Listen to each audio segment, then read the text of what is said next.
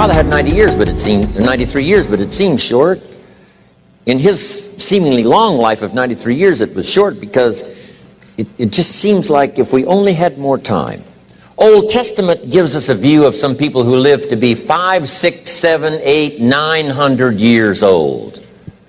If I have a chance to ask, I will ask, how come we got shortchanged?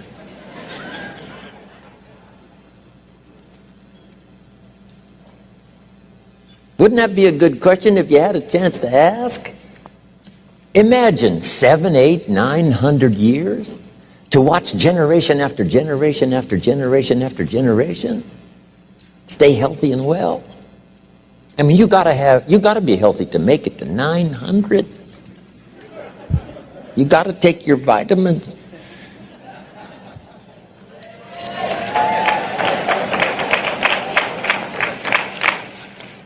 I'm pushing the Bible, I'm pushing vitamins, I'm doing good today. So, the key is time is precious. Now let me give you Bill Bailey's description of time. Life is not just the passing of time. Life is not just the passing of time. Life is a collection of experiences, their frequency,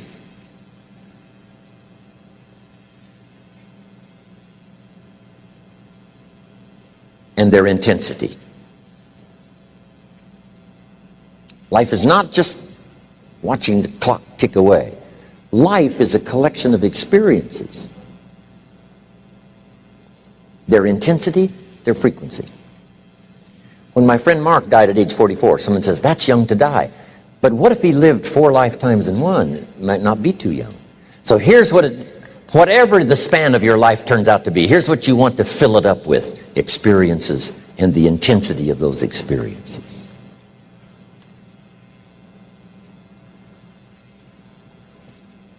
But now let's talk about the management of time. Here's one of the best ones. We covered earlier, when should you start building this hotel? Answer, as soon as you have it finished. Now jot this one down on time management. When should you start the day? As soon as you have it finished.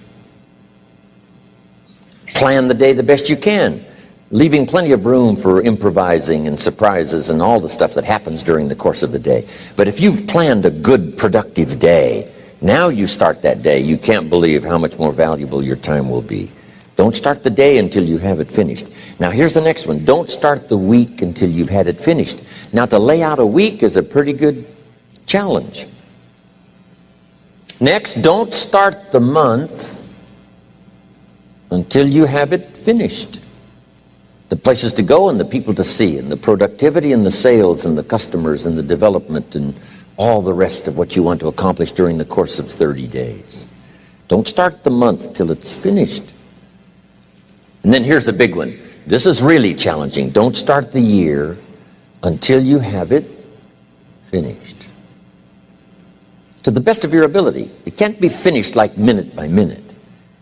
But in terms of the sweep of what you want to accomplish in the year 2002, make sure that that's set and ready to go by the time January 1st rolls around. And it might get all upset, and it might get torn up, and you do a new one. You make so much progress the first 90 days that now you've multiplied it all by 2, by 3. Because that happened to me.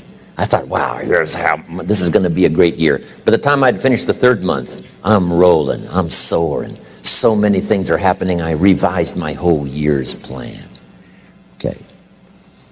Now, jot this down. Approaches to the management of time. Here's the first one. Ignore the subject. I mean, that's good advice. Don't let anything overly bug you. Because remember now, you don't have to do anything. Someone says, well, I got to get a handle on my time. The answer is no, you don't. If you want to let it all go, you can let it all go. I mean, this is good advice. Somebody says, you ought, you ought, you ought. Jot this down. Ignore all the you oughts or you should. Only if they're giving general information. We should. It's better to say if you're teaching we should. Not you should, we should. Then you let me listen in without it being too confrontational. If everyone did this, see, that'd be great. And then you give a person a chance to choose to do it or not to do it. But when you start the you ought, now see if I don't, now see we got some tension and maybe some problems. So you oughts seem to always create problems. When you're talking to your kids, you say, no, if kids would do this, not always saying if you did this, life would be better, but if kids did this, life would be better. It's like making a little talk and letting them listen in. And then it's a little less confrontational. It gives us a choice. In one of my seminars, here's what I teach. All life form strives to the max of its potential except human beings. All life form strives to the max of its potential except human beings. How tall will a tree grow?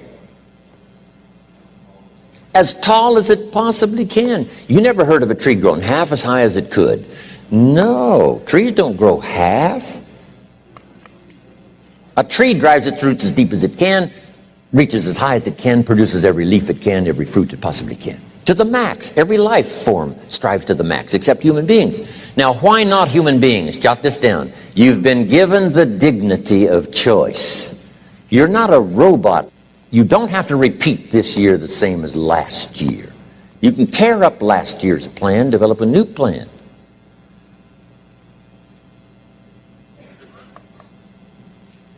So, the dignity of being a human being. Now, here's the choice on being a human being. To be part of all we were meant to be, or to be all. To strive for all, or half, or part, or some. The choice is up to you. To develop one skill or 10 skills. Someone says, well, I'd be happy with just one more language. Well, some say, hey, I'm going to learn 6 or 7. And this is all a matter of choice. And when someone says, no, you ought to learn 4, you've got to resist all that. Because this is personal dignity. And you don't want to destroy someone's dignity by doing all the oughts, and then they feel reluctant to do it. Now we've got problems. So if you want to, just ignore this subject on time management. Now here's the next one. Step down to something easier.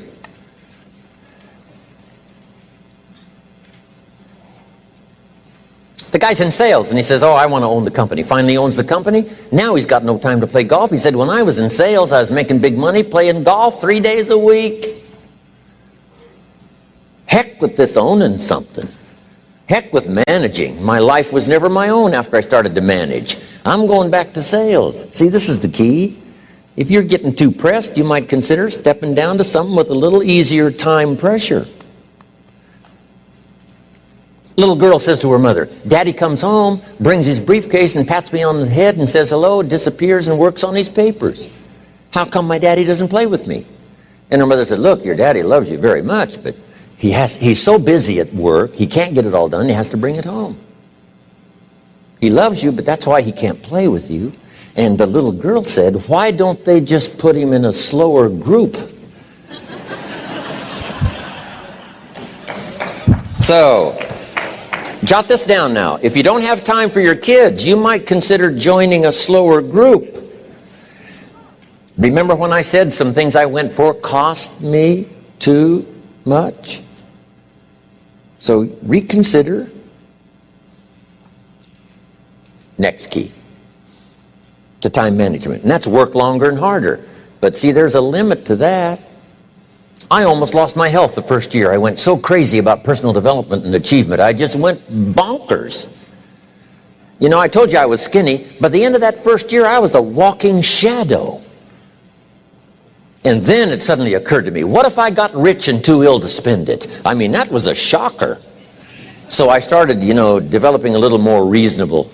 Because I said, if 12 hours won't do it, I'll work 14. If that won't do it, I'll work 18. I mean, how many hours it takes. And sure enough, it cost me too much. So see, working longer and harder for some might be appropriate. If you're just sitting around not doing that much, this might be good, work longer and harder. But you can only work so hard. Here's the key, not to work harder, but smarter. When you've worked as hard as you can, doing the best you can in terms of physical output in the time, reasonable time. Now here's the ultimate in the management of time, and that is you simply become more skillful. When I first got into sales, You know, I was around people that could get, 9 out of 10, 8 out of 10. And when I first started, I could only get 1 out of 10. But here's what I did. I worked around the clock, so that I would make up in numbers what I lacked in skill.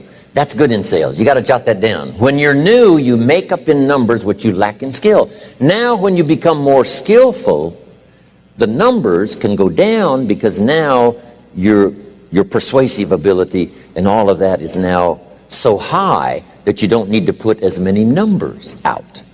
But at first, if you want to compete or if you want to really get good, you've got to put in the numbers. But if you get more from yourself, develop more of yourself, now the time management becomes an easier task. Now here's the next thing. Either you run the project or it runs you. I've found out when you start something, at first you're in charge. All of a sudden, a year later, it's in charge. Some of the companies I started, I'm telling you, I'm in control. A couple of years later, I'm out of control. At first, I've got it on the run. 2 years later, it's got me on the run. Haven't got enough time. I'm dizzy with trying to get it all done. So here's part of the key, and that's to get in charge. Say, I'm going to take charge of my health. One of my albums is entitled, Take Charge of Your Life. Take charge of your time. Take charge of your resources, which we're going to talk about next. Take charge of your health. You're the one that's responsible for it. It's not a requirement of society that you not have a heart attack and take care of your family. That's not a requirement of society, but you must make it a requirement of yourself. Society doesn't require that you build a financial wall around your family nothing can get through. That's not a requirement of society. It's a requirement you impose on yourself to build a financial wall around your family nothing can get through. So impose on yourself this self-development of being in charge, taking charge of your life and your health and your future and your responsibilities and all the rest. Next, reasonable time is enough time to achieve all of your goals. Just jot that down. Reasonable time is enough time. I had to learn that. Reasonable time is enough time. Here's why. It's not the hours you put in, it's what you put in the hours. If you start depositing greater ideas into the hours you've got later than now, I'm telling you, later you can't believe the productivity that will flow. The ideas you can't think of now, a year from now, they'll start to flow. And when you deposit those ideas in the hours you've got, productivity multiplies by 2, 3, 5, 10.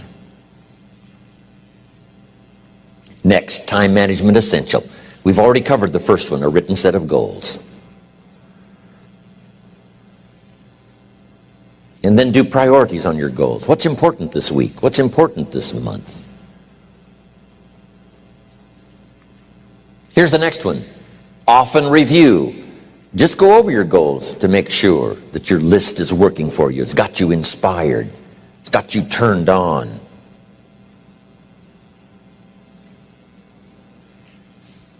Somebody says, how come you're up so early? Say, if you were headed where I'm headed, you'd be up early too. Wow. If you were going to meet who I'm going to meet, you'd be up early. If it was going to stack up for you like it's stacking up for me, you'd be getting up early.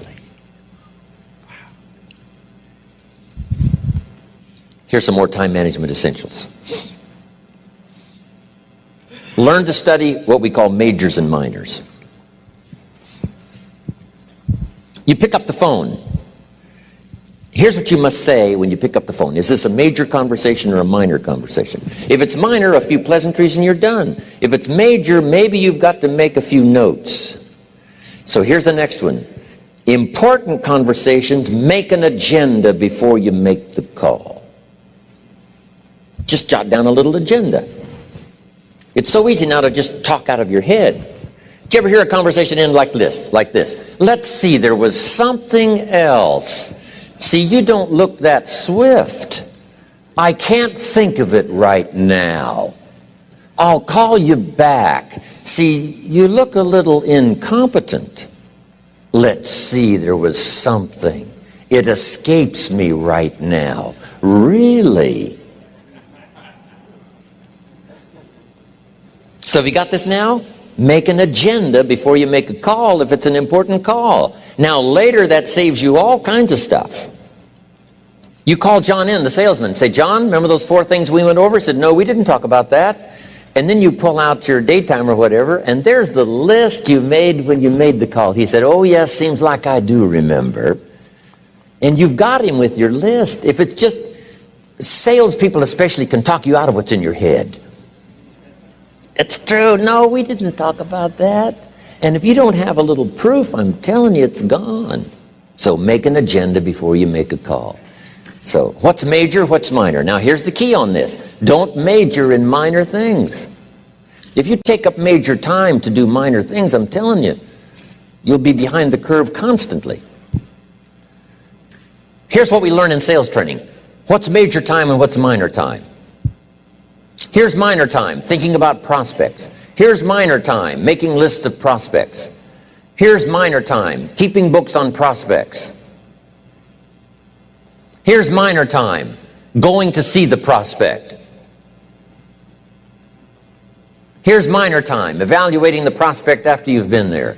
That's all minor time. Here's major time, in the presence of the prospect. That's major time. And if you took a look, if you're in sales and you took a look at a week, you'd say, my gosh, I'm spending 90% of my time on the minor stuff and so little time on the major stuff in the presence of. How many hours in the presence of in my day? How many hours in the presence of during my sales week? Because the time that really counts is in the presence of the prospect. Majors and minors.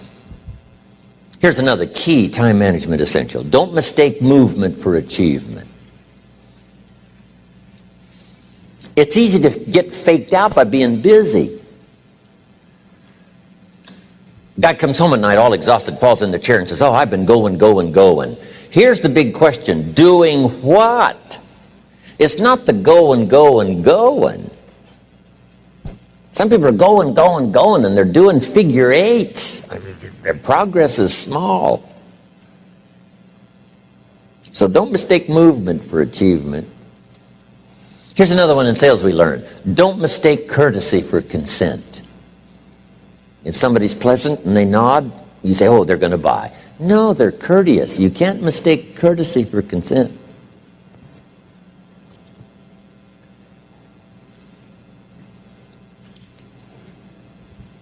Now here's a big one, concentration. I had to learn this. All those years ago, I'm in the shower trying to compose a letter. Found it turns out to be a strange letter. So here's what I learned to do. Save the work till you get to the office. Save the work till you get to the work. Don't try to get to the office on the way to work. On the way to work, enjoy the way. In the shower, enjoy the shower. Then go to work when you get to work. I found this to be helpful. Concentration. Here's another big one. Learn to say no. I'm telling you, in such a social society we have now, it's so easy to try to be a nice person, saying yes to everything. Find yourself overloaded. Now you got to call and make well, gosh, you know, all the time it takes to back out of something that you said yes to too quickly. Here's what might be better. I don't think so, but if that changes, I'll call you. Little things you can use not to overcommit yourself. My friend Ron Reynolds says, don't let your mouth overload your back. It's a good one. Now here's a big one on time management. When you work, work. When you play, play. Don't mix the two. Don't work at play. I used to take my family to the beach and I would bring my briefcase.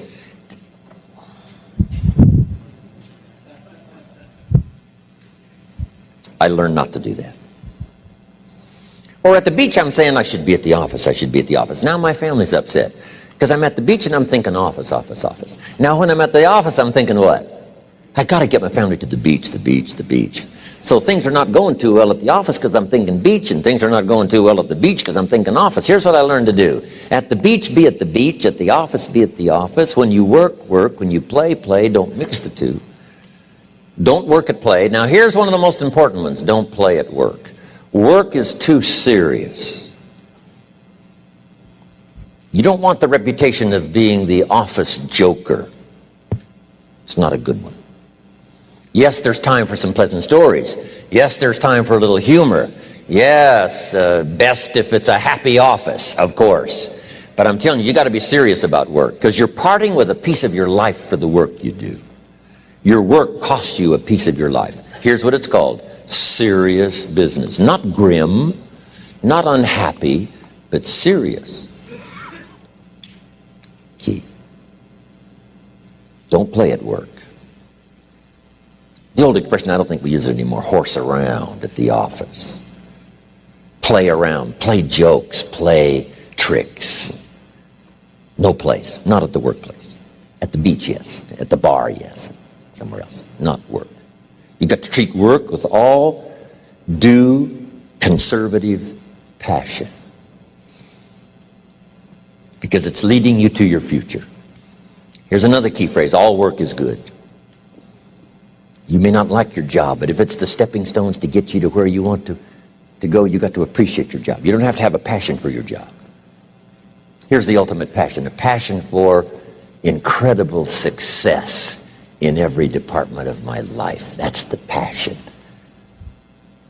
But don't look down on some menial job you have to do to finally get you to where you want to go. No job is menial. No job is not, no, every job is noble. Training life for pay, making a contribution to society. Next, analyze how you are. And if you have some weaknesses, if you can't, doesn't seem like you can change, here's the key: get it covered. I used to keep promising myself I'd keep the books, keep the books, keep the books. Finally, I gave that up. And back then, it only took me an extra $50, $60 a month for some accountant to keep the books. I said, no, I'm going to save the $50. You can't believe what I started losing in productivity because I tried to save the $50. So the key is, a lot of the time you can stay like you are, but just make sure you get it covered. Okay. Next, beware of the telephone and all other systems of communication, especially the telephone at home and systems of communication at home. And here's one of the best lines I've got for you for the weekend: let all communication systems serve you, but don't let them intrude. When it comes time to have dinner with your family, you shut off all systems, unless the ones that can take messages silently. Don't let the phone ring. Don't let anybody intrude, come through the front door nor the back door, nor through the telephone or any other device. So you can't reach John and his family when he's having dinner. The President of the United States couldn't get through. If you develop that kind of a reputation, father, mother, when we have dinner, when we're visiting and have this time with our family, nothing intrudes. So don't let these clever little devices keep intruding. You've got to have a place that's sacrosanct. It's valuable. You don't let anything in for that period of time. Okay. Isn't that good advice? Excellent advice. Here's the next one. Read all the books. You know, I've only got a few notes here on time management, but if you've got some particular challenges, you run a big organization, a big corporation, you've got some challenges, there's plenty of books. Now, here's what's next. Just be more alert to the things that might be stealing your time. Here's why. Time is like capital. You can't let someone steal your seed corn. You can't let someone steal your capital. And you can't let someone steal your time. You must designate your time. And some of the time that you designate, you must not let anyone steal. Casual time, you might let someone intrude and steal a little bit and take a little bit, but not serious time. Key. Next, one of the great time management savers is to learn to ask questions up front. Sometimes you talk to somebody for an hour, and then you ask questions and find out if you would have asked those questions up front, you could have saved yourself an hour. Asking questions up front helps you to get to the problem now. But if you just launch into some discourse, you might waste 30 minutes, waste an hour, when here's what you should have been talking about. After you finished an hour, you say, John, what's really the problem? He said, well, it's something personal. See, that's what you should have been talking about this whole hour. Key. Next, learn to think on paper. And we're going to take a break. Some ways to think on paper. One, we've covered one. Solving problems. Take it out of your head and put it on paper. Another one is setting goals. Making these lists we've already started. Here's another good way to think on paper. It's a projects book. Each person you're working with and each project you're working on, get a loose leaf binder and a tab and some pieces of paper behind the tab, and do a little continual summary of how it's going between you and that person and between you and that project. I call it a projects book. It is so useful to me. But what's going on between you and this person? When you last got together, what did you talk about? And you got a few notes there. Here's what we talked about the last time we got together. Now when you get together again, you can review that so you'll know better what to talk about. When the president gets ready to travel and he's going to meet some important people, guess what they bring him? All these briefing books. Right? The last time you were with Khrushchev, Kennedy is informed. Here's what he said and here's what you said. Kennedy said, oh, that's valuable. I need to remember that. If a person is important, it's worth a little running account. You might even have a projects book for your children. Here's what's happening between me and my child. We've talked about this, and we've talked about this, and we've talked about this. Next, a day timer. Keeping track of all of your appointments. You know, mine is all filled with, when to catch an airplane and when to do a seminar and when to sit down and have a conference, all the rest. Next is a game plan. If you've got a house and the insurance is going to come due and some other things are going to come due, you just put it on a spreadsheet and make sure it's taken care of. Key phrase, take things out of your head and put them on paper. And the key is to just experiment with different ways that helps you to do that. Now here's the last one, thinking on paper, and that's to keep a journal.